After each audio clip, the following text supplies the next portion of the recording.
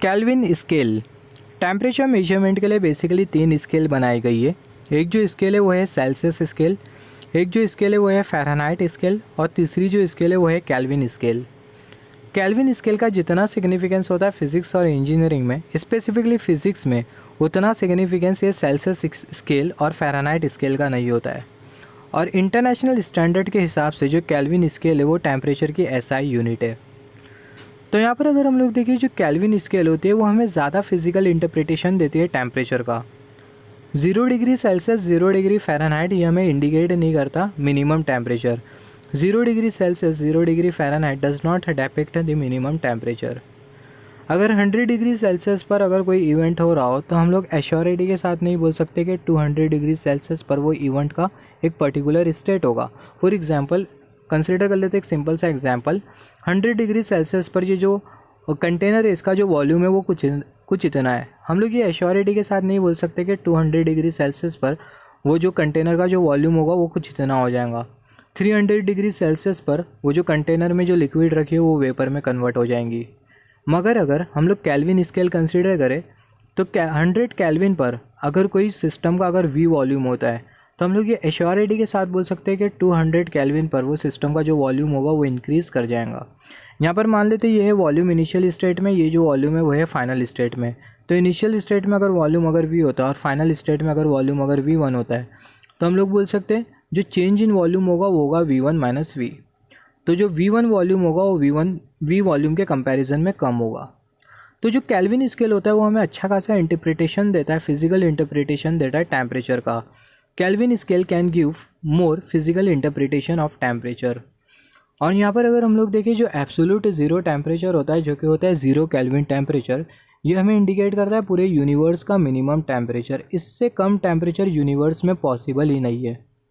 अगर हम लोग कोई मॉलिक्यूल्स की अगर सारी की सारी हीट एनर्जी अगर हम लोग निकाल दें, हीट एनर्जी ज़ीरो कर दें, तो उस केस में जो मॉलिक्यूल का जो टेम्परेचर होगा वो होगा 0 केल्विन टेम्परेचर, जिसको हम लोग बोल सकते हैं एब्सोल्यूट ज़ीरो टेम्परेचर। यहाँ पर अगर हम लोग देखें जो 0 केल्विन टेम्परेचर होता है अगर उसको हम लोग सेल्सियस में कंसिडर करें तो होता है -273.15 degree Celsius. 0 kelvin temperature is equal to -273.15 degree Celsius. जैसे कि हमने डिस्कस किया एब्सोल्यूट ज़ीरो टेम्परेचर एक ऐसा टेम्परेचर होता है जिस टेम्परेचर पर जो काइनेटिक एनर्जी होती है मॉलिक्यूल्स की वो ज़ीरो होती है। तो काइनेटिक एनर्जी ज़ीरो होने की वजह से होता क्या है, हमें पता है अगर हम लोग एक गैस का सैंपल कंसिडर करें तो गैस सैंपल्स में होंगे मॉलिक्यूल्स और मॉलिक्यूल्स के पास होगी काइनेटिक एनर्जी। तो अगर वो मॉलिक्यूल्स के पास अगर काइनेटिक एनर्जी है तो उस केस में जो सैंपल होगा उसका एक वॉल्यूम होगा और एक प्रेशर होगा। फॉर एग्जांपल यहाँ पर हमने कंसिडर किया पिस्टन और यहाँ पर हमने कंसिडर किया कंटेनर और यहाँ पर हमने कंसिडर किया कुछ गैस मॉलिक्यूल्स। तो यहाँ पर ये जो गैस मॉलिक्यूल्स है इनके पास टेम्परेचर है। टेम्परेचर होने की वजह से ये जो सिस्टम है इसके पास एक वॉल्यूम है और एक प्रेशर है, या फिर हम लोग बोल सकते हैं जो गैस मॉलिक्यूल्स है इनके पास वॉल्यूम है और प्रेशर है। प्रेशर और वॉल्यूम क्यों है, क्योंकि अगर हम लोग देखें यहाँ पर ये जो गैस मॉलिक्यूल का जो टेम्परेचर है वो एब्सोल्यूट ज़ीरो टेम्परेचर नहीं है। मगर अगर हम लोग टेम्परेचर को डिक्रीज़ करते जाए और टेम्परेचर को अगर हम लोग एब्सोल्यूट ज़ीरो टेम्परेचर पर लेके जाए तो उस केस में क्या होगा, ये जो मॉलिक्यूल्स की जो काइनेटिक एनर्जी होगी वो डिक्रीज़ करने लगेंगी। मतलब अगर हम लोग ये टेम्परेचर को डिक्रीज़ करते जाए, टेम्परेचर को अगर हम लोग डिक्रीज़ करते जाए तो जो मॉलिक्यूल्स की जो काइनेटिक एनर्जी होगी वो डिक्रीज़ करने लगेंगी, जिसके वजह से ये सिस्टम का जो वॉल्यूम और जो प्रेशर होगा वो डिक्रीज़ करने लगेगा।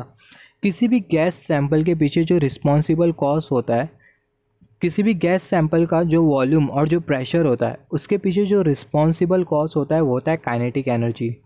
अगर काइनेटिक एनर्जी अगर गैस मॉलिक्यूल्स की अगर ज़ीरो हो जाती है तो गैस सैंपल का जो वॉल्यूम और जो प्रेशर होगा पूरी तरीके से एलिमिनेट हो जाएगा और ऐसा होता है 0 केल्विन टेम्परेचर पर।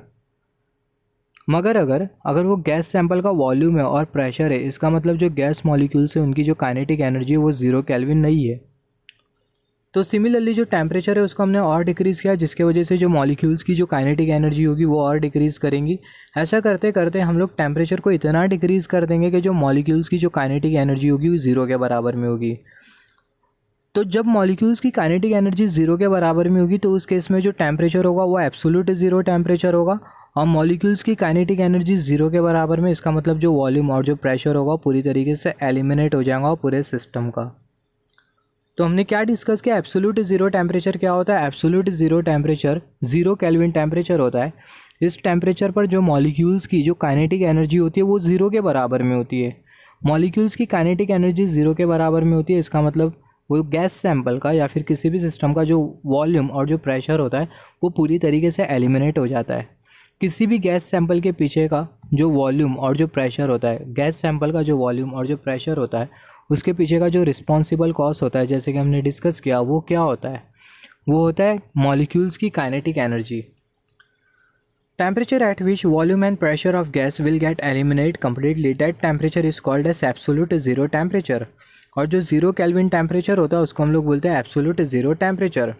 और जो प्रेशर और जो वॉल्यूम होगा वो पूरी तरीके से एलिमिनेट हो जाएगा। कब एलिमिनेट हो जाएगा? ज़ीरो केल्विन टेम्परेचर पर। क्यों एलिमिनेट हो जाएगा? क्योंकि ज़ीरो केल्विन टेम्परेचर पर जो मॉलिक्यूल्स की जो काइनेटिक एनर्जी होगी वो ज़ीरो के बराबर में होगी। तो at absolute zero temperature volume and pressure of molecule या फिर बोल सकते हैं gas sample will become zero. SI जो यूनिट होती है टेम्परेचर की वो होती है केल्विन। ये बहुत इंपॉर्टेंट है न्यूमेरिकल्स में, एमसीक्यूज़ में बहुत बार पूछा गया है। जो एसआई यूनिट होती है टेम्परेचर की वो केल्विन होती है, सेल्सियस होती है या फिर फ़ारेनहाइट होती है। तो जो एसआई यूनिट होती है टेम्परेचर की वो होती है केल्विन। तो जैसे कि हमने डिस्कस किया, एब्सोल्यूट टेम्परेचर जो टेम्परेचर होता है वो पूरे यूनिवर्स का मिनिमम टेम्परेचर होता है, उससे कम टेम्परेचर यूनिवर्स में पॉसिबल नहीं है। Absolute temperature is the minimum temperature of universe which can be shown only by kelvin scale.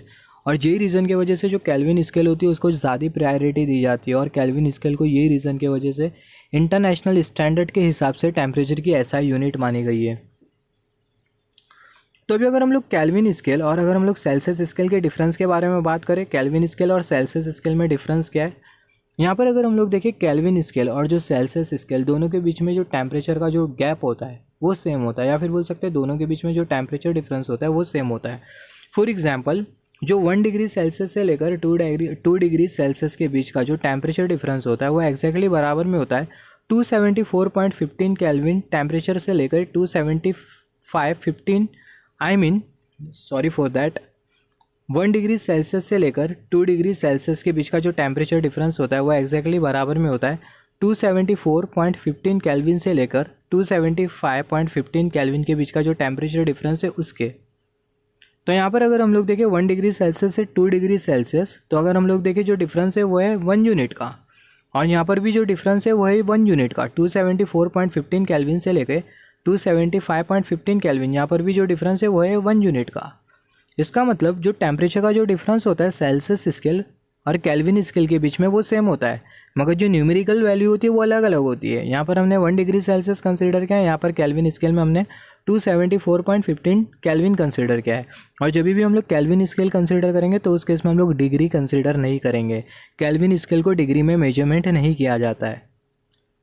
Similarly 0 kelvin temperature से लेकर 1 केल्विन टेम्परेचर के बीच का जो टेम्परेचर डिफरेंस होगा वो एक्जैक्टली बराबर में होगा -273 डिग्री सेल्सियस से लेके -272 डिग्री सेल्सियस के बीच का जो टेम्परेचर डिफरेंस है उसके।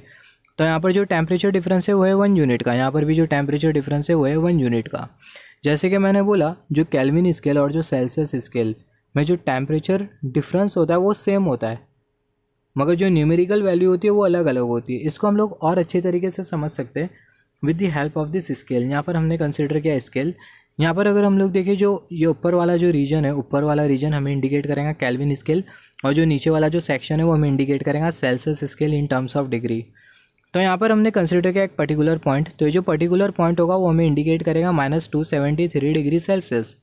इसके ठीक आगे से केल्विन स्केल स्टार्ट होगी। यहाँ पर जो केल्विन स्केल होगा वो होगा 0 केल्विन। और यहाँ पर अभी अगर हम लोग देखें, यहाँ पर हमें जो गैप जो दिखाई दे रहा है, यहाँ पर ये जो हमें जो डिफरेंस जो दिखाई दे रहा है, जो फ़र्क होता है वो होता है 0.5 का। यहाँ पर ये जो गैप होता है, just wait for a second, यहाँ पर ये जो गैप होता है उसकी जो वैल्यू होती है वो होती है 0.5। सिमिलरली यहाँ पर अभी अगर हम लोग देखें, यहाँ पर हमें जो सेल्सियस स्केल में जो टेम्परेचर मिलेगा वो मिलेगा -272 डिग्री सेल्सियस। यहाँ पर अगर हम लोग देखें, यहाँ पर ये पॉइंट, यहाँ पर just wait for a second, arrow is not moving. यहाँ पर अगर हम लोग देखें, यहाँ पर जो सेल्सियस स्केल में जो टेम्परेचर होगा वो होगा -271 डिग्री सेल्सियस। सिमिलरली यहाँ पर जो सेल्सियस स्केल में जो टेम्परेचर होगा वो होगा -270 डिग्री सेल्सियस। ऐसा करते करते यहाँ पर हमें मिल जाएगा 0 डिग्री सेल्सियस। तो जब 0 डिग्री सेल्सियस होगा तो उस केस में केल्विन स्केल में जो टेम्परेचर होगा वो होगा 273.15 केल्विन। और यहाँ पर भी अगर हम लोग देखें, यहाँ पर गैप होगा जो कि होगा 0.5 का। यहाँ से स्टार्ट हो रही है केल्विन स्केल ऊपर से, यहाँ पर ये 0 केल्विन, यहाँ पर ये 1 केल्विन, 2 केल्विन, 3 केल्विन, 4 केल्विन, ऐसा करते करते यहाँ पर हमें मिलेंगी 273 केल्विन और यहाँ पर हमें मिलेगा 0.5 का गैप, फिर उसके बाद हमें मिलेगा 0 डिग्री सेल्सियस। 0 डिग्री सेल्सियस पर जो केल्विन स्केल होता है वो होता है 273.15 केल्विन। 1 डिग्री सेल्सियस पर जो केल्विन स्केल होता है वो होता है 274.15 केल्विन। 2 डिग्री सेल्सियस पर जो केल्विन स्केल होता है वो होता है 275.15 केल्विन। तो जैसे कि हमने डिस्कस किया था, जो न्यूमेरिकल वैल्यू होती है केल्विन स्केल और सेल्सियस स्केल में वो अलग अलग होती है, मगर जो डिफरेंस होता है केल्विन स्केल और सेल्सियस स्केल में वो सेम होता है, जिसको हम लोग समझ सकते हैं यहाँ पर ये जो हमने जो लेंथ कंसिडर की है इसके मैग्नीट्यूड के हेल्प से। यहाँ पर अगर हम लोग देखें, यहाँ पर ये जो हमने जो लेंथ कंसिडर करी है और यहाँ पर भी हमने जो लेंथ कंसिडर करी है, तो ये दोनों लेंथ का जो मैग्नीट्यूड है वो सेम है। यहाँ पर ये दोनों लेंथ का जो मैग्नीट्यूड है वो सेम है। इसका मतलब केल्विन स्केल में जो डिफरेंस है वो सेम डिफरेंस है सेल्सियस स्केल में, मगर फ़र्क क्या है, सिर्फ न्यूमेरिकल वैल्यू। -272 अगर हम लोग 272 डिग्री सेल्सियस अगर हम लोग कंसिडर करें तो उस केस में जो केल्विन होगा वो होगा 1 केल्विन।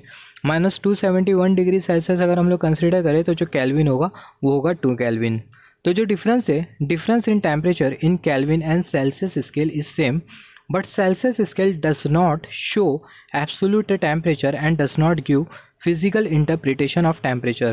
जो टेम्परेचर डिफरेंस होता है केल्विन स्केल और सेल्सियस स्केल में वो सेम होता है, मगर जो सेल्सियस स्केल होती है वो हमें एब्सोल्यूट टेम्परेचर के बारे में नहीं बताती और जो टेम्परेचर का जो फिजिकल इंटरप्रिटेशन होता है उसके बारे में भी हमें उतना आइडिया नहीं देती। और जैसे कि हमने डिस्कस किया, जो डिफरेंस होता है केल्विन स्केल के बीच में और सेल्सियस स्केल के बीच में वो सेम होता है, मगर जो न्यूमेरिकल वैल्यू होती है वो अलग अलग होती है। तो अब तक के हमने क्या डिस्कस किया केल्विन स्केल से। जो केल्विन स्केल होती है उसका ज़्यादा सिग्निफिकेंस होता है फिजिक्स में, और यहाँ पर जो 0 डिग्री सेल्सियस और 0 डिग्री फ़ारेनहाइट हमें मिनिमम टेम्परेचर नहीं बताता, जबकि जो 0 केल्विन टेम्परेचर होता है वो हमें मिनिमम टेम्परेचर बताता है। एब्सोल्यूट ज़ीरो टेम्परेचर एक ऐसा टेम्परेचर होता है जो कि 0 केल्विन टेम्परेचर होता है, जिस टेम्परेचर पर मॉलिक्यूल्स की जो काइनेटिक एनर्जी होती है वो ज़ीरो होती है। मॉलिक्यूल्स की काइनेटिक एनर्जी ज़ीरो होती है, इसका मतलब किसी भी जो गैस सैंपल का जो वॉल्यूम और जो प्रेशर होगा पूरी तरीके से एलिमिनेट हो जाएगा, क्योंकि किसी भी गैस सैंपल का जो वॉल्यूम और जो प्रेशर होता है उसके पीछे का जो रिस्पॉन्सिबल कॉज होता है वो होता है गैस मॉलिक्यूल्स की काइनेटिक एनर्जी। इंटरनेशनल स्टैंडर्ड के हिसाब से जो केल्विन स्केल है वो टेम्परेचर की एसआई यूनिट है।